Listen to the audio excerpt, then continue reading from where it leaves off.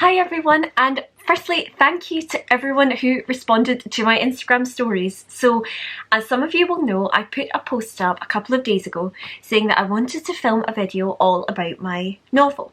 My novel is Ellen and Arbor. I have been working on it for the past kind of 2.5 years, so it's a big passion project, slowly but surely been building up, and it is finally at the end of its final draft, and I'm starting to submit it to literary agencies, literary publishers, places like that, and I thought let's do a video all about it.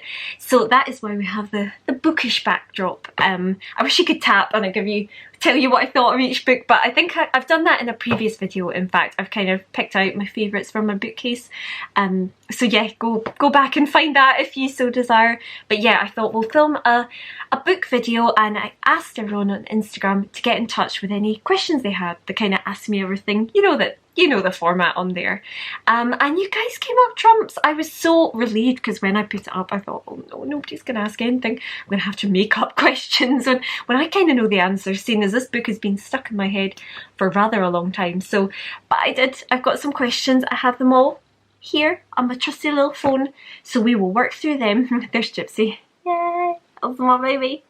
And yeah, I will answer all the questions, have a little chat about the book. I'm just logging onto my laptop here so that I can give you the synopsis. It takes so long to log on. It was never like this before. I think I might just be overloading it. There's so many pictures of paintings, and obviously a novel is quite a big document. I think my little laptop is straining. So I have discussed the novel in a few different places, certainly in person. Anyone that knows me in person, hi guys. I have mentioned it recently. I kept it secret for quite a while because I didn't want to invest too much in it. You know, it's not anything that I can control. I still can't control whether it'll be published or anything like that. So I kind of wanted to just work away, just chip away at it, and keep it quite private. But you will have seen me mention it on the blog, places like this. But I thought, let's begin with a little synopsis so you know exactly the kind of book I'm talking about. Hopefully it appeals to you as well.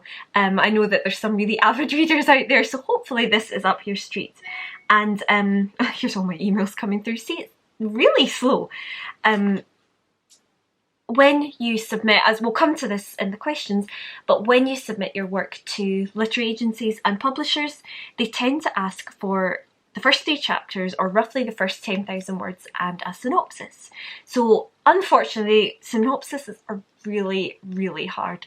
You spent so many years working on this piece, and you've got to get it into like 1 A4 if you're lucky, and they all ask for different lengths of writing, and I think one, in fact, just asked for 100 words. So that is the one with no spoilers, I don't think. Where has it got to?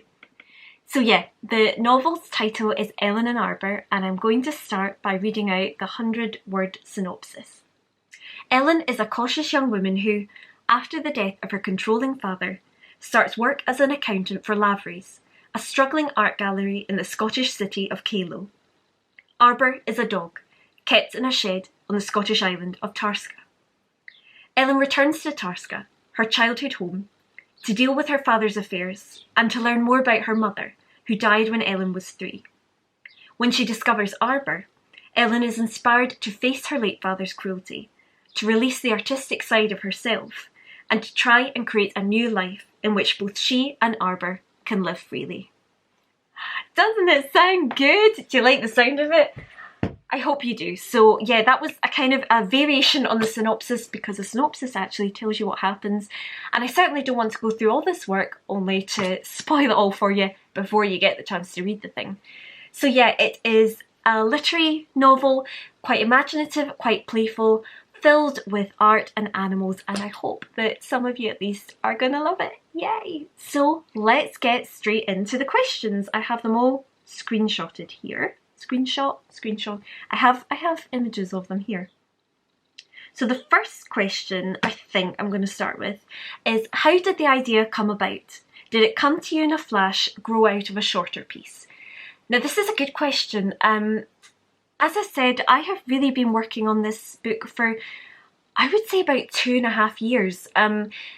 I always knew that I wanted to write, and in fact when I was at uni, so say when I was 20, 21, I pretty much got to the end of a kind of young adult novel that was about a young woman who had an affair with her teacher, and her brother was getting in touch with his sexuality, so it was very kind of its time, but that idea of empowerment and of growth and of ultimate optimism, it also had a lot of natural imagery in it.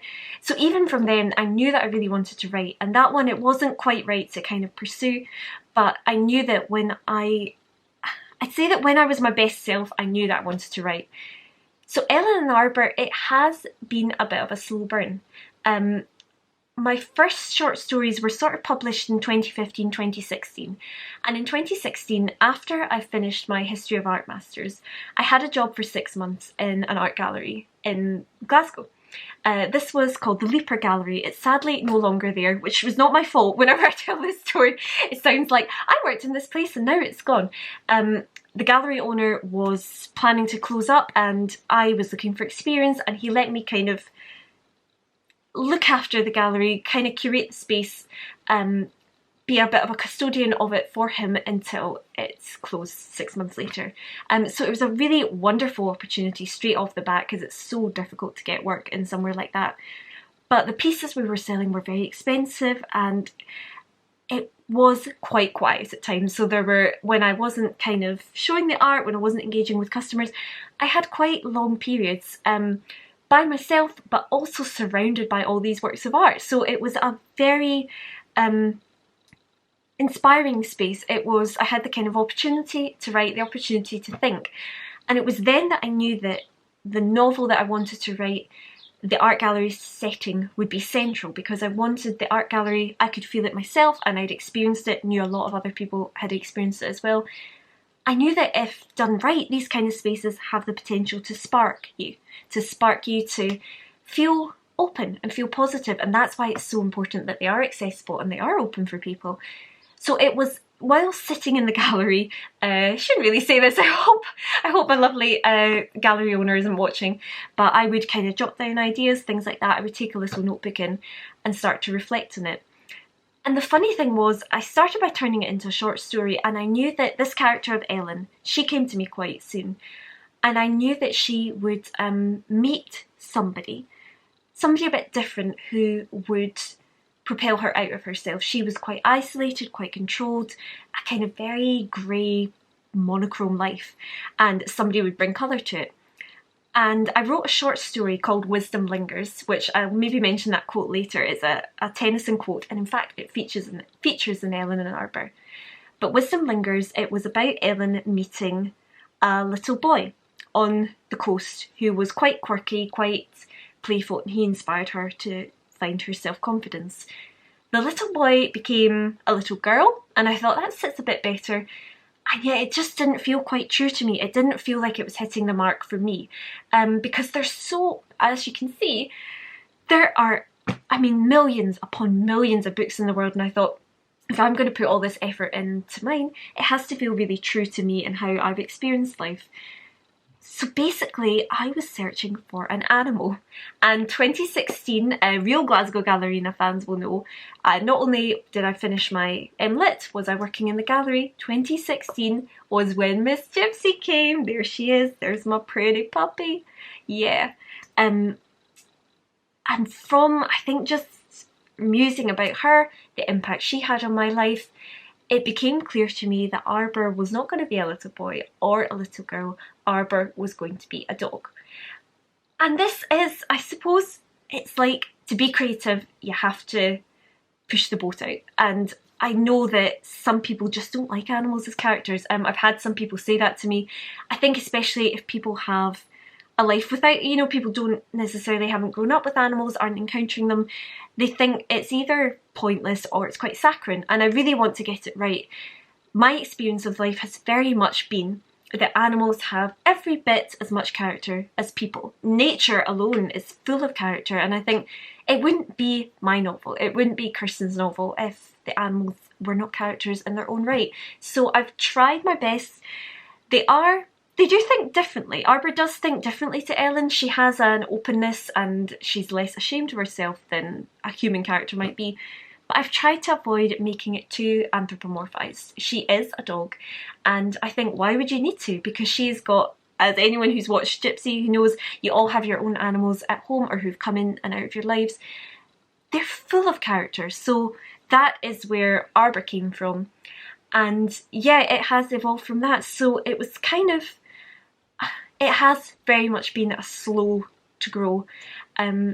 And I think that's the way that I work, because I do like to think about things carefully, and I was quite happy for it to blossom, to do a little bit and just let the story, because the funny thing is, when I've done academic writing, I've always planned it out quite rigidly. And I started with this, and to be quite honest, a lot of that was a waste of time, because the characters and the themes will carry you through. At least that's been my experience. Obviously, it's different if you were writing, say for example, a crime novel. You kind of, probably best if you've got an idea what happened before you start, otherwise you're going to get all tangled. But for me, I definitely, to get a naturalistic quality, to get an authentic quality, I've tried to let the settings and the characters speak for themselves, so it has very much evolved over time.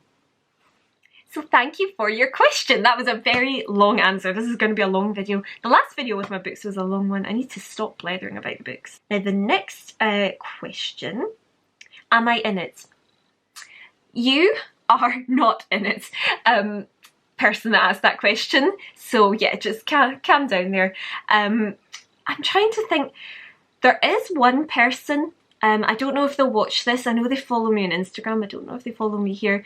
There is one person who has sort of inspired one of the characters to an extent. I'm not going to say who. If they ever crack it, then perhaps they will see themselves. They probably won't, you know, that way that you don't really see yourself the way that others see you. And it was very loose. It was just a sort of certain qualities that this person represented to me I felt could really match this character. So I'm not going to say who it is. The character is Magdi, the owner of the art gallery called Lavery's, but I'm not going to say who it was. So yeah, if anyone wants to scroll through my followers, you might just come across somebody who has inspired a character. It's actually interesting to think about where the characters come from, and I think about it a lot in terms of how autobiographical the book is, because Ellen is the main character, Ellen and Arbor, so Ellen's the human character. She does bear a lot of, I would say she's emotionally autobiographical. Pretty much nothing that happens to Ellen has happened to me the way that it happens in the book, so it's certainly not an autobiographical novel in that sense. But I have felt high levels of anxiety, high levels of kind of frozenness, an inability to act, an inability to access a creativity that's within you. So in that sense, yeah, there's kind of autobiographical elements emotionally. But equally, I think that's the case in pretty much all the characters. I mean, any of them experience a strong emotion. That I'm trying to empathise as best I can, but that's going to be coloured by my own experiences. And I'm sort of wary of emphasising the autobiographical elements too much from a gendered point of view, actually, because I've noticed that there is a tendency to focus on, and I wrote a blog about this many moons ago, so you can flick back through and find it if you so desire. I think there is a tendency to assume that women's work speaks to the domestic level, speaks to the home. Say for example, like the example I gave in that blog was the bell jar. You think it's Sylvia Plath, people emphasise a lot about her depression, her treatment, blah blah blah. But you think this is also speaking to something bigger. This is speaking to culture, this is speaking to mental health. The same with the Golden Notebook. And you think, why is that thought of as a very narrow domestic private sphere microcosm novel, when something like I mean, Ian McEwan's a prime example. How many of his characters, and I'm not dissing Ian McEwan, just as an example, so many of his characters are kind of intellectually brilliant, socially awkward. So many of Alan Hollinghurst's characters are, you know, gay men struggling with their sexuality and how that fits in the world, and yet people don't really talk about them as autobiographical. They're quite happy for them to speak to the social condition in a very lofty way. So I think women authors should receive that same courtesy, and there shouldn't be an assumption that their work comes from their real, of course it's inspired by, you know, most people do write what you know, but not only that, you can be using what you know to speak to something bigger. So yes and no.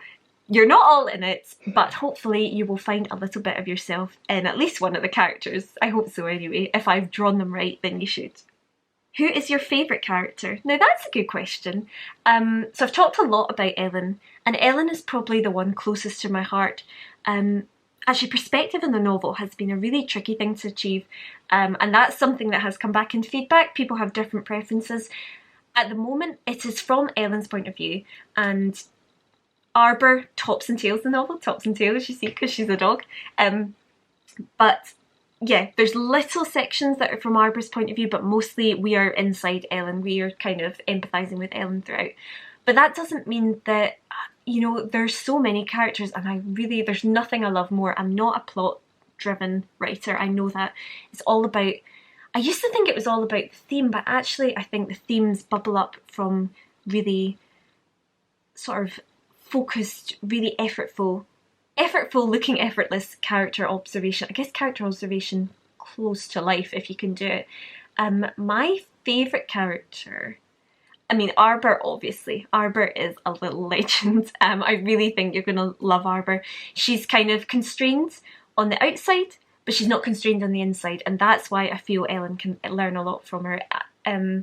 Arbor is kind of kept quite cruelly by her owners, quite neglectfully, but she still feels the pulse of life within her, whereas Ellen, because of her father being quite cold, quite controlling, she's buttoned it down in herself, and she can view Arbor and see that it's possible. In fact, there's no other way to live other than letting the life spill out of you.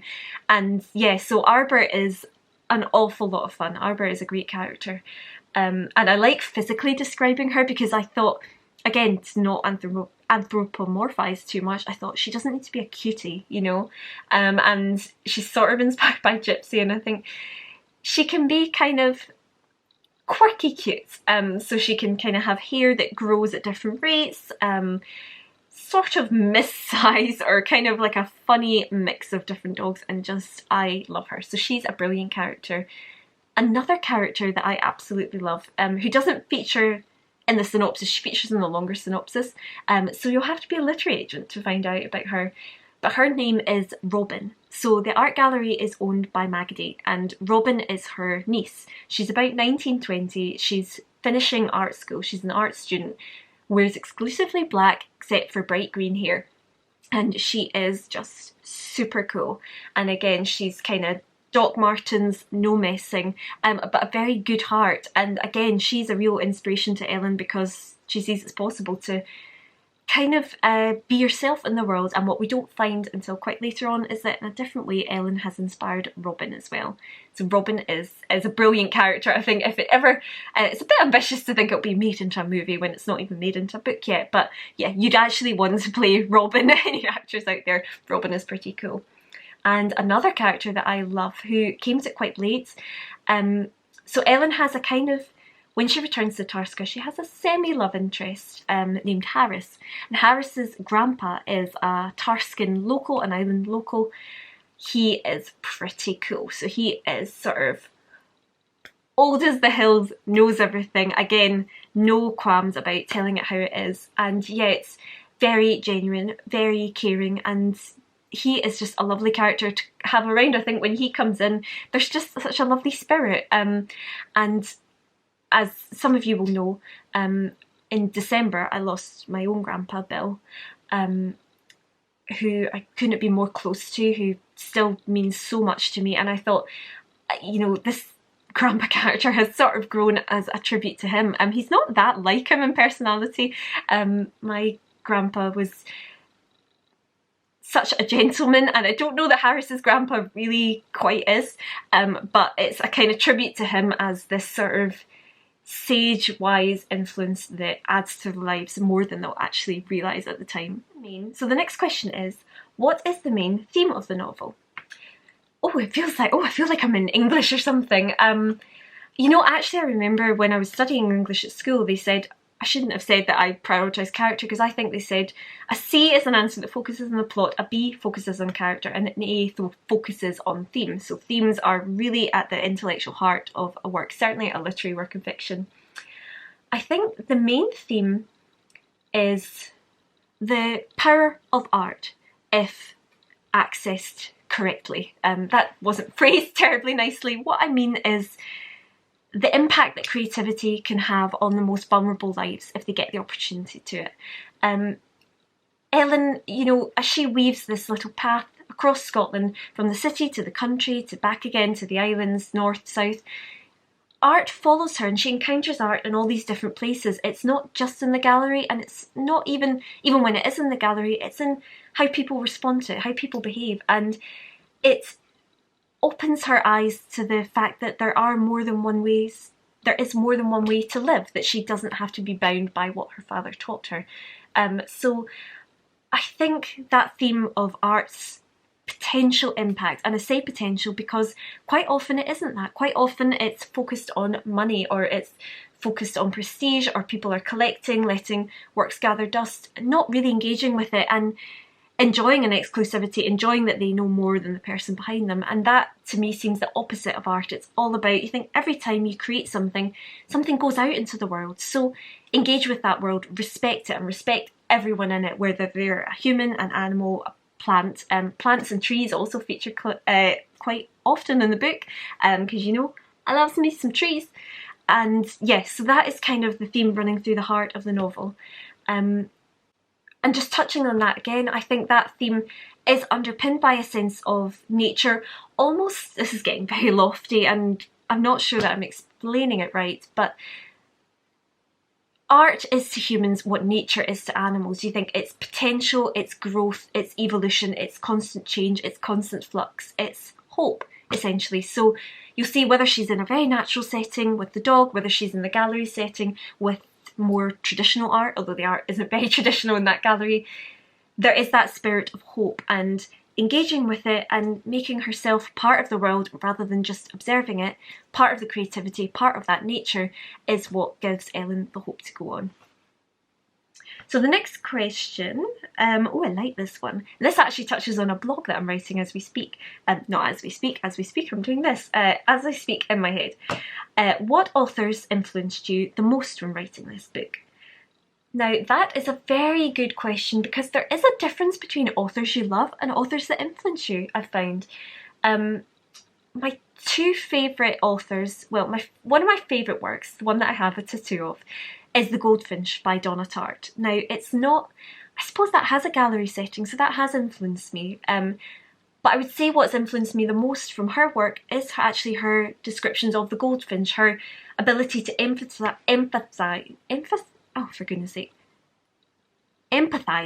with the goldfinch, what it would have experienced, and then translate that into the modern viewer.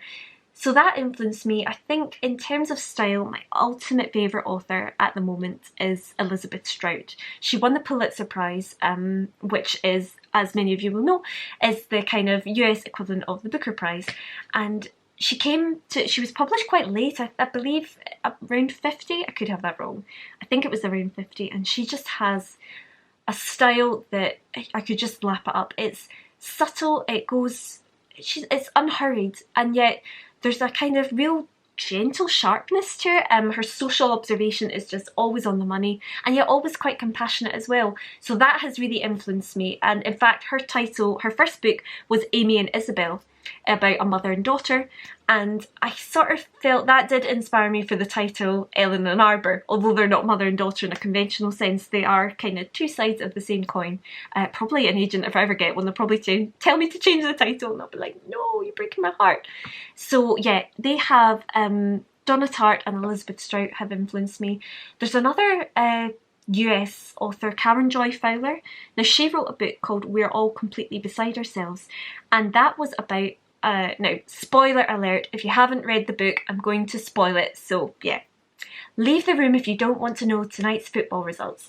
So spoiler alert, her book, it's from a young girl who grew up with research scientists for parents, and the creature that she thinks of as her sister that she grew up with is actually a chimpanzee, a research chimpanzee.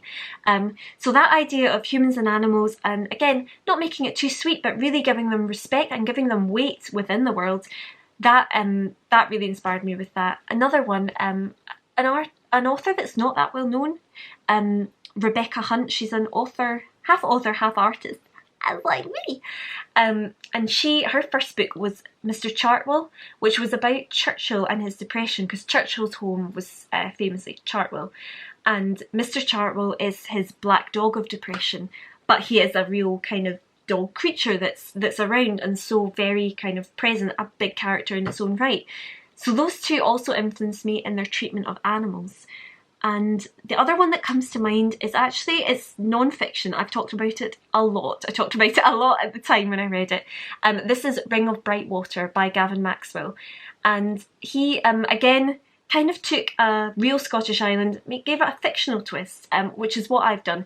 Calo and Tarska, by the way, are not real Scottish settings. They are based on Scottish settings, but they are sort of invented for my purposes of my book. And he sort of did the same thing with Camusferna, which was where he kept these otters and had a kind of really poetic existence with them. That's the best way I can describe it. That's a wonderful book. And yeah, that has influenced my treatment of the Scottish Islands and again of the animals. So somebody has asked, what is your writing routine? Do you write in the morning, at night, in a notebook or on a computer? Sort of all of the above, and the writing process has definitely changed as I've reached different points in the book.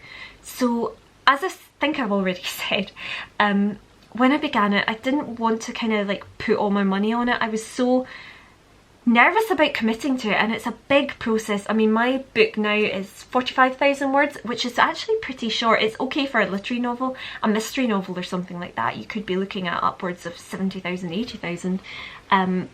I always think, I read so many reviews and they say, oh, this could have used a good prune, this could have used a good editor, so I think I'm trying to do that as I go. But anyway, back to your question. For a long time I just did half an hour in the evenings, and I was, if anything, quite disciplined about not going over that, just because the pressure got too much for me. I thought, if I invest a lot of time, a lot of energy in this, I'm going to be so disappointed if it doesn't pull off. Once I got to the end of a full draft, I felt, it's funny because I still don't know if it's going to be published, if it's going to pull off, but I felt okay to kind of back it. It was like, yeah, this is a fact, this is a thing. So now I do pretty much exclusively write on the laptop. I would love to write in the notebook. Certainly that works early on in the process when you're jotting down ideas, but I feel now when I'm working on the manuscript, polishing the manuscript, I need it right there. I can't, you know, I could spend half an hour easily on a single sentence. That's why it's taken me so long. So I need the work really there in front of me. So I need as many copies of it dotted about the place as I can, and I tend to just take my laptop wherever I'm hoping to write. I can do it anywhere as long as I've got headphones in. The headphones are, and quite often you'll see me typing away with headphones. I'm not listening to anything. It's just to sort of shut the world out, just to really focus. I do listen to, the other thing is that you can't listen to music with words, I've found, because you start, they throw you off your own words. So at most I will listen to something like the Outlander soundtracks. They're great because they're kind of Scottish, isn't infused, and yeah, there's no lyrics or anything like that. There's one piece in particular I've played on loop. It suits quite a few scenes within the novel, so yeah, that one is kind of associated with Eleanor Arbour. It's called Coming Through the Rye. It's on the first disc of the Outlander soundtrack. If anyone wants to look it up, that is very much Eleanor Arbour's jam right now. But yeah, I can write pretty much anywhere as long as I've got the laptop and I've got my headphones in. I would love to be able to write in a notebook because it's like proper old school. Certainly if I think of another book or I can do poetry, I can sort of jot down ideas, but I'm afraid it is a book for the digital era.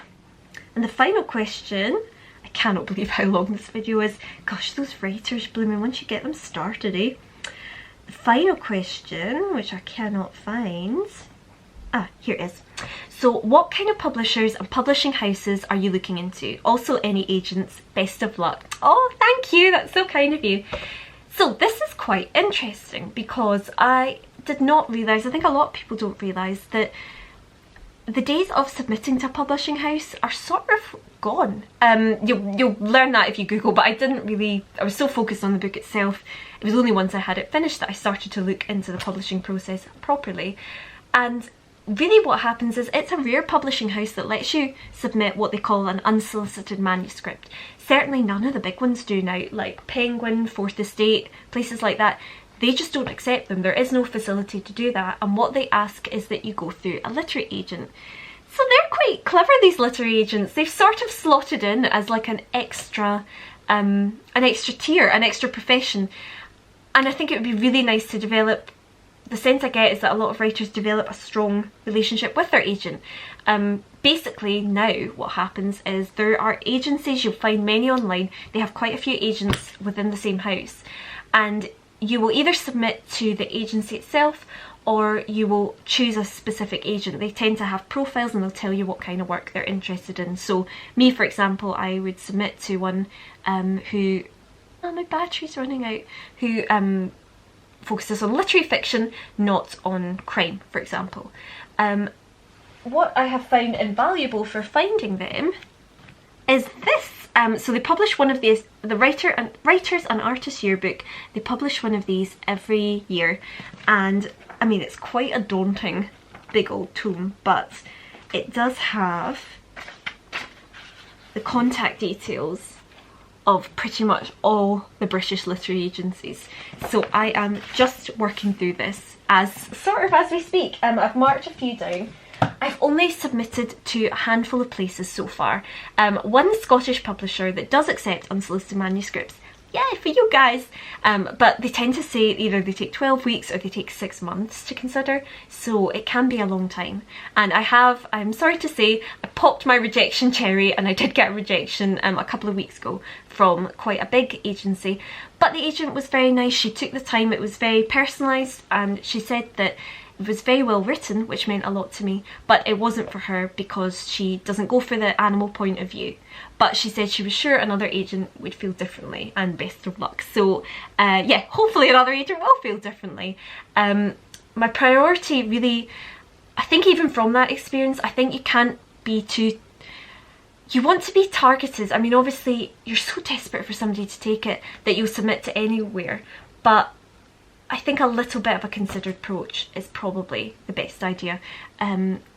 I am also looking at writers that I love, and in there, for example, in the Artists and Writers Yearbook, they give examples of, you know, other authors that these agencies have, and if it's an author I love and an author who I can see my work is similar to, they are the ones that I tend to go for. So got a few irons in the fire right now. I'm just going to do a handful at a time and see, hopefully one day, someday, Eleanor Arbour will become real. Actually, I was listening to Desert Island Discs the other day, and it was Marlon James, the writer, who won the Booker Prize, and he had submitted his first novel to 78 places. So why you would think number 78 is going to be the lucky one, but he believed. So believe it, achieve it. We shall see. And if anyone knows any literary agents, pick me up, please. So I can see my battery flashing in the corner there, so very quickly, thank you so much for watching. Thank you so much to everyone that submitted the questions. It's been such a privilege to actually talk about this work rather than have it just stuck in my head forever. So yeah, I shall keep blogging about the process, keep on polishing my manuscripts, and any news on that front, you guys will be the first to know. Thanks very much for watching. See you soon.